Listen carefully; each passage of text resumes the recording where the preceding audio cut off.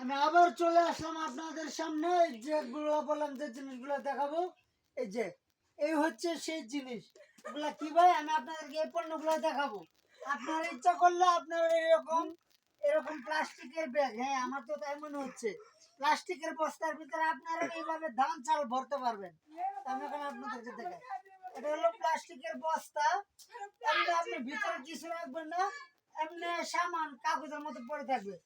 যখন এর ভিতরে আপনি কিছু ঢুকাবেন, তখনই দেখবেন যে মরা গরু চট্ট লাগাবেন, মানে পেটের মধ্যে ফুলে যাবে, যেমন গরুর পেট ফুলে যায়।